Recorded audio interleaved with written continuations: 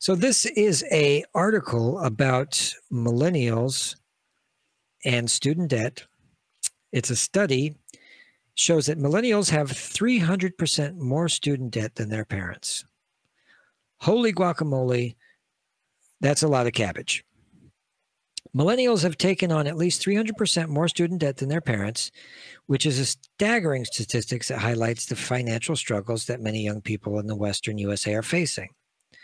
Student debt has a significant impact on the financial well-being of millennials. According to Forbes, millennials have lower net worth than the prior generations that had accumulated at their age, and that student loan debt has come under intense scrutiny.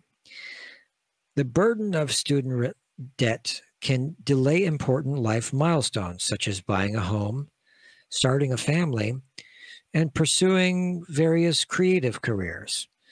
Many older millennials say that the effects of monthly student loan payments are far-reaching. Roughly a quarter of older millennials say that student loans affect their ability to buy a home, as well as to save for emergencies and retirement.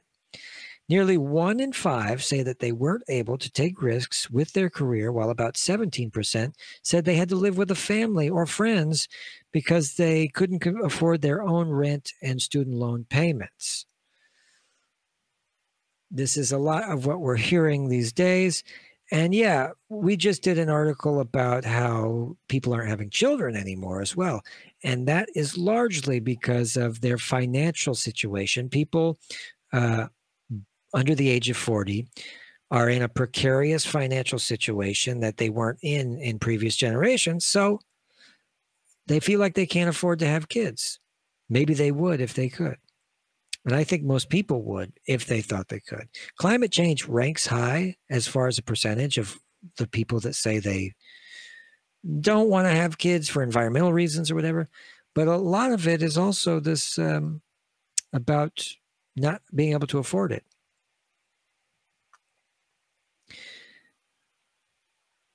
So roughly a quarter of older millennials say student loans is affecting their ability to buy a home or save for emergencies or do any kind of saving for retirement.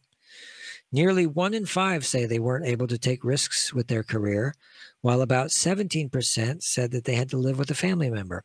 And it's not limited to older millennials. Younger millennials are also struggling with the burden of student debt. I mean, younger people in general, I guess everybody who's in college now is probably a millennial. Also, according to the Huffington Post, millennials have taken on at least 300% more student debt than their parents. So this was, again, reiterated by the Huffington Post. This has made it increasingly difficult for young people to achieve financial independence. I have many people that can confirm that from their own experiences. With some folks are finding a way to stay afloat. The upward mobility of poor people who want to get themselves up by their bootstraps and make something of themselves, it's never been harder for these people. And to be fair, I am one of these people. The burden of student debt can also lead to high risk of poverty. So, of course, if this is your reality, then poverty is probably in the cards for you. So what's the reason? What's going on here? Why are they have 300% more student debt? That seems like a lot. Well, the rising cost of college tuition is one of the main reasons behind the trend. Students are generally borrowing more because the college tuition has grown many times faster than income. The cost of college and resulting debt is higher in Western USA than other parts of the country. This is due to a variety of factors, including higher living costs, higher concentration of expensive private universities. But, you know, in reality, another one of the reasons is because colleges are charging more. And the third parties who provide services to the colleges, a lot of it used to be public run. You know, you used to have janitors that were paid by the state. Now they privatize this and get a third party company to come in and do all the custodial work and janitor work for the for the school. And that drives up their costs. While I think tuition has increased, I don't think that the wages for the professors have increased, but certainly for the private universities, the executives who are on the board, they get more money. And public universities are slowly dying out because of privatized education. And the same thing is happening with insurance for medical. I mean, if you want good coverage, if you want to be really covered, then you want the best insurance, then you want private insurance, because if you go to the hospital or a doctor with a public insurance, or, you know, a government funded from a or whatever, you're not going to get good treatment. Those doctors' offices, they do sneer at those lower insurances. I think there's private insurance, and of course there's, I guess it would be public insurance. I don't know what you would call it. Yeah, they know the difference, and they know that they can charge more for people who have private insurance. And so a lot of times those people get seen first because they know they can charge it up. And the other thing is, people with private insurance more likely to get unnecessary surgeries that they don't need. Amazing. And according to Forbes, of course, they also say it's lack of financial literacy among young people. 3 out of 4 teens find their financial literacy to be lacking. Well, this isn't really an argument, because especially if the education system's not providing for it, I think that this is another excuse. Like we saw with the news trying to pass off the blame on dog owners rather than the police for actually killing them. We're saying that it's easier to blame the young people rather than to accept the fact that the price of college is going up. It's gone up a lot. The most glaring reason, in my eyes, is the greed inherent in America and the capitalist hellscape that puts profits over people. And in this case, the underlying strength of the entire nation.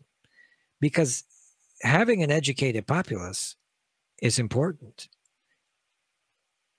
It's important not just because knowledge is power and yada, yada, yada, but if you're patriotic about the country you live in and you want it to be a strong country in relation to the rest of the countries, then you would want education to be subsidized and given out, because otherwise you cannot stay competitive on the world stage. What the capitalist thinks is that he can get people that are just stupid enough to put on the assembly line to make what he needs to make. And there's no thought about patriotism in the mind of a capitalist. What he cares about is his money. And if he can get people from Bangladesh to make his product or service cheaper, then that's exactly what he will do. And if he can get away with not paying his taxes, which will mean people going without subsidized education, he'll do that too. Because the capitalist is not patriotic. It's impossible. Capitalists are the anti-patriots. So how do you address the issue of student debt? Yeah, you could teach the young people how to manage their finances, but this isn't going to do anything. The right solution is to make college more affordable. Now, you could do this through measures including increasing funding for public universities, providing more scholarships and grants, reducing the interest rates on student loans. I mean, I understand that when you pay full price, it kind of is a slap in the face if somebody's getting in with vouchers that are taxpayer subsidized. But is that how badly you want to have an edge over everybody else? Is that you're willing to fuck over your countrymen so that your kid can be what? The hedge fund bro of tomorrow? It's time we start thinking collectively and stop this rugged individualism and competitiveness under, over everything else. Competition has its place, but it's not every day. Boxers don't fight every day. Runners don't run every day. Why should we day in, day out be constantly obsessed with whether or not we're fucking over the rest of the country bad enough? Or should we go harder? Do we have enough of our stuff? Greed and selfishness and competitiveness and all these things that are exacerbated under a capitalist system. We need a fucking revolution now.